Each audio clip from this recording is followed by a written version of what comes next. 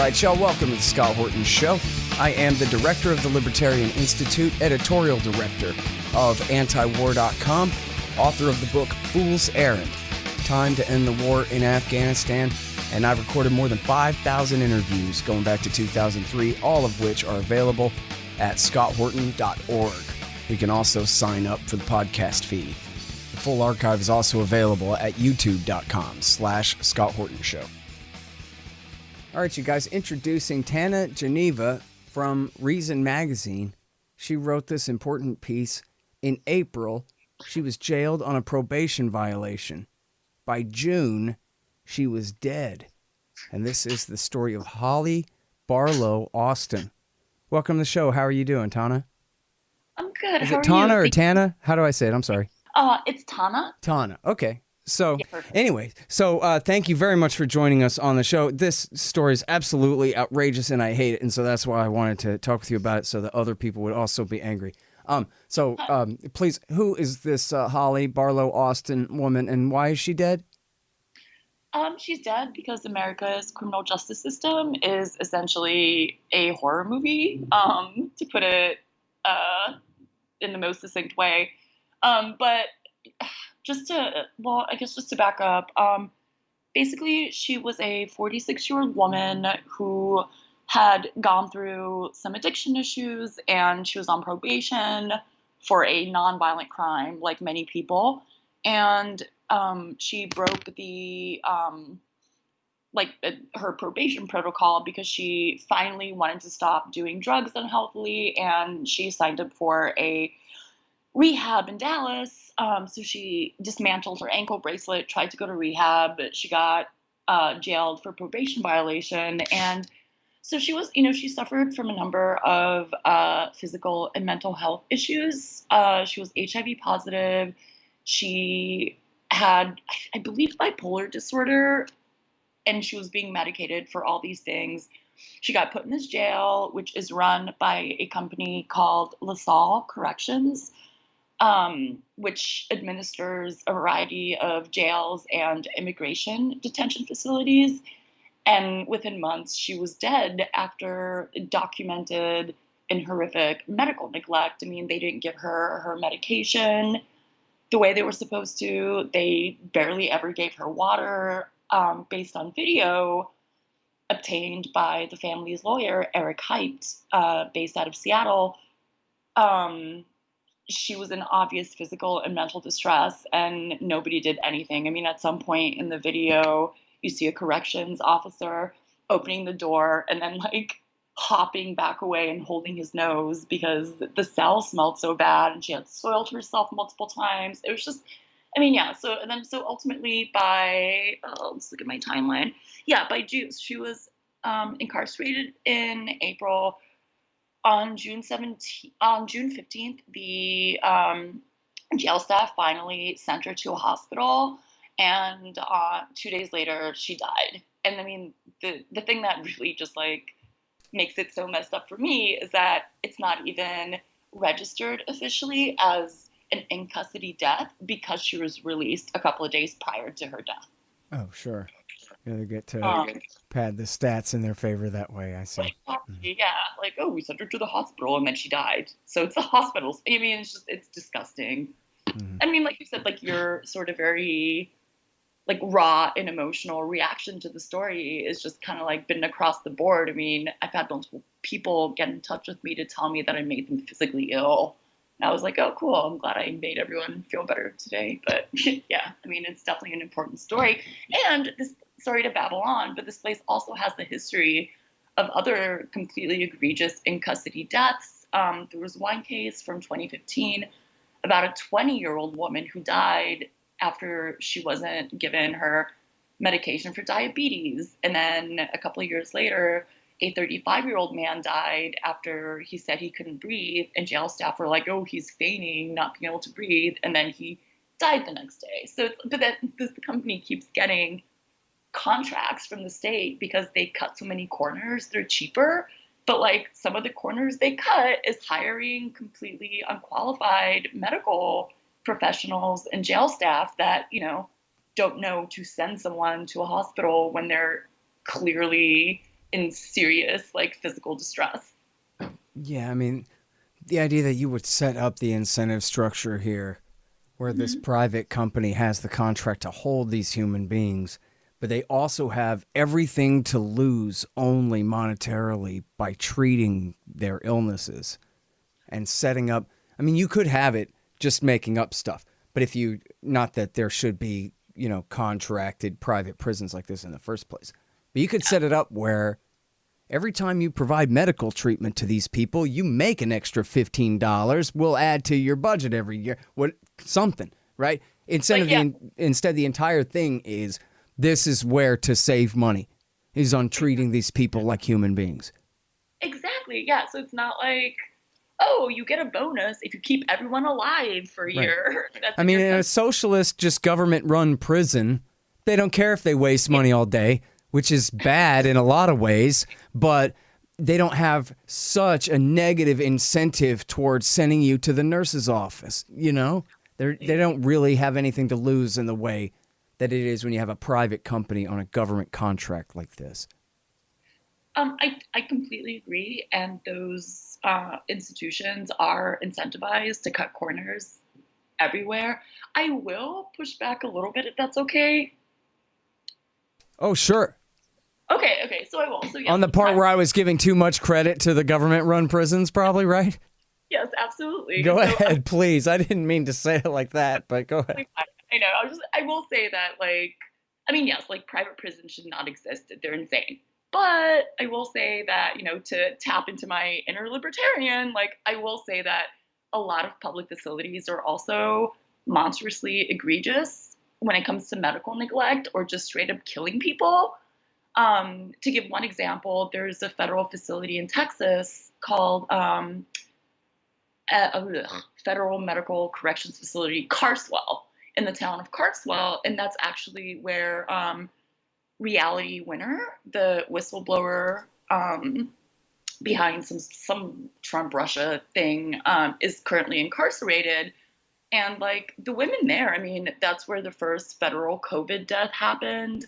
The facility, it's a medical facility, so they're already dealing with very sick people, and the first COVID death, a 30-year-old pregnant woman who just died on a ventilator while they delivered her baby by cesarean. There have been a ton of other COVID deaths. So yeah, the public sector is also not very good at operating prisons in a way that doesn't kill people all the time. Yeah. All right. So now, we're certainly agreed on that. Hey, y'all, let me tell you about the Libertarian Institute's latest book, What Social Animals Owe to Each Other, by our executive editor, the great Sheldon Richman. For decades, Richman has been explaining libertarianism to the left from the left. He makes a strong case that any honest liberal, progressive, or leftist actually should be libertarians, since in fact it is freedom itself that provides what y'all want.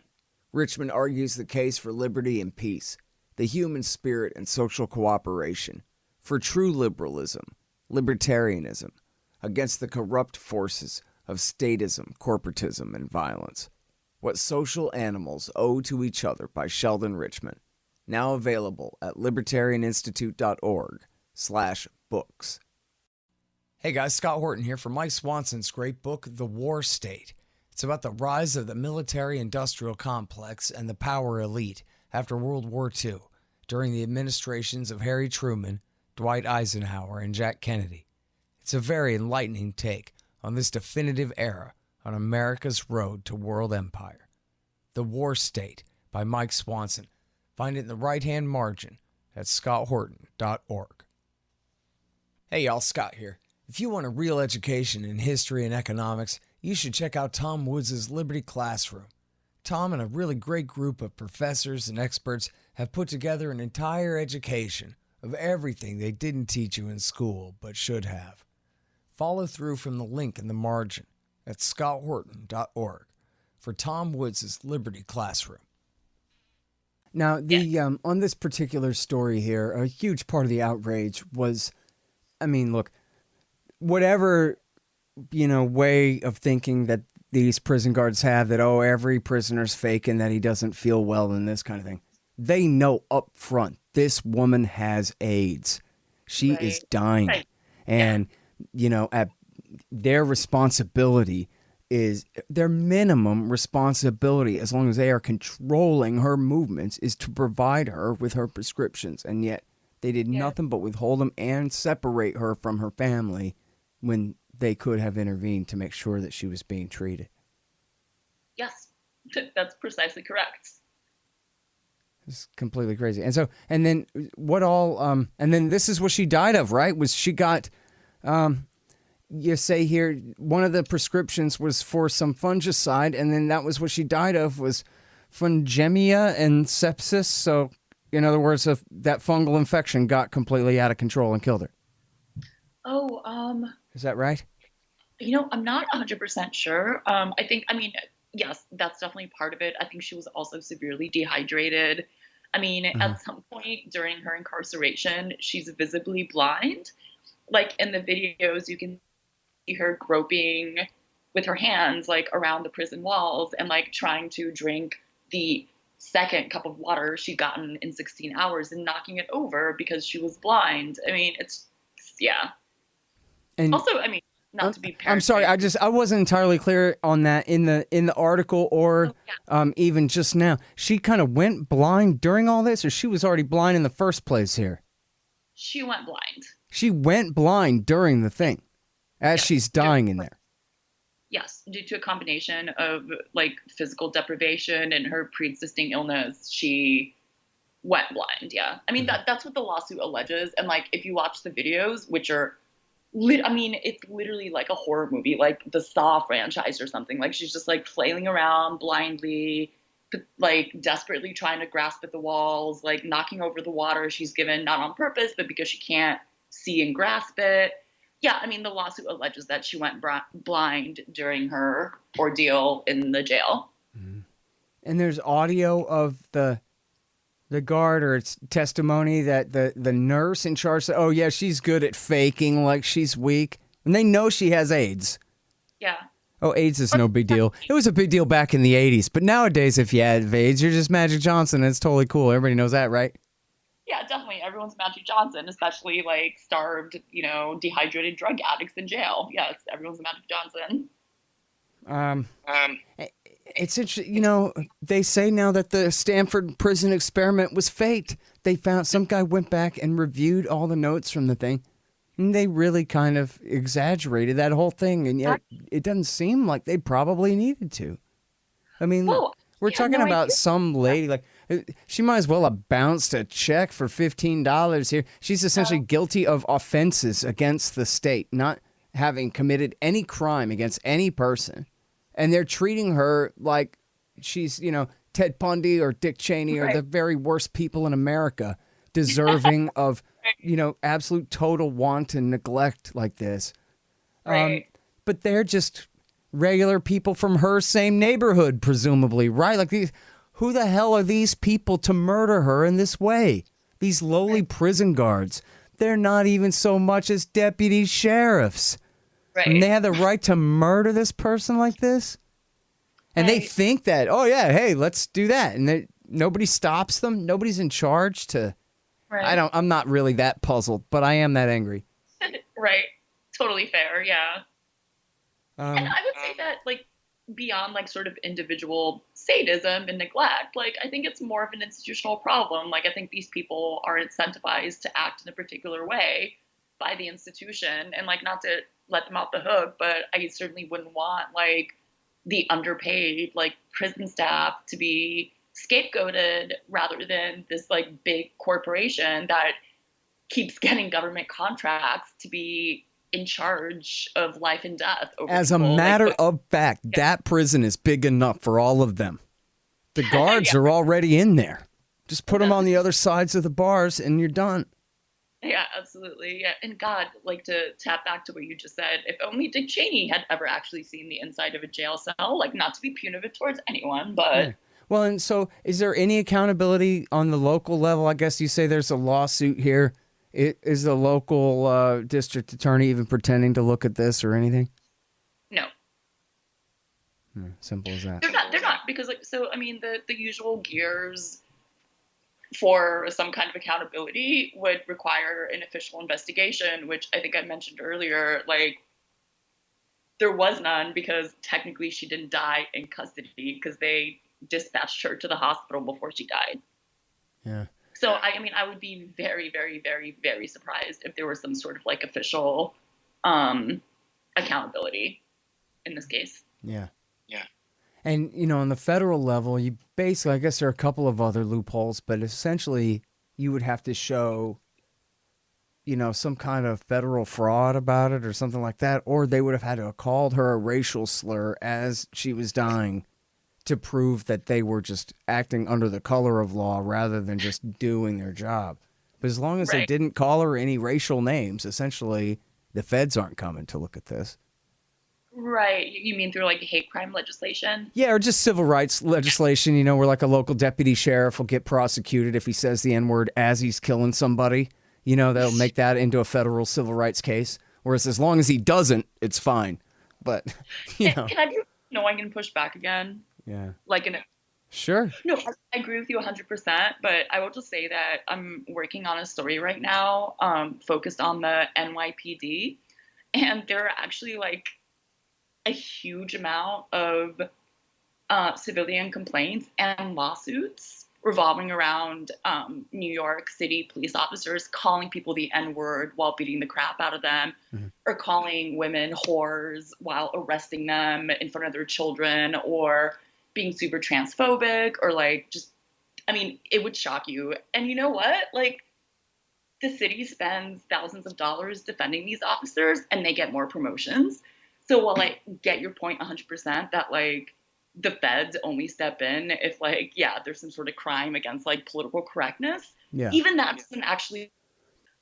So even in cases where it's been documented that a police officer uses some outrageous racial slur while being violent towards someone, the feds really don't step in if it's a powerful local department like the NYPD. Sure. I mean, yeah. Oh, yeah. No, I didn't mean to say they always do. I just meant to say they only will in the case where it's that's the exception in the civil rights law where they'll intervene. Otherwise, this is the local DA's or the local, you know, state attorney general's problem. And if they don't do anything about it, nobody's doing anything about it. Oh, and I'm not saying I would prefer for the feds to have more power. I'm just saying those are the only different checks and balances at play here, and that's the way they work. That's all. I mean, it's really crazy because I, too, have encountered the occasional story where, like, some low-level rookie in, like, you know, South Carolina or something will get fired for saying something wrong.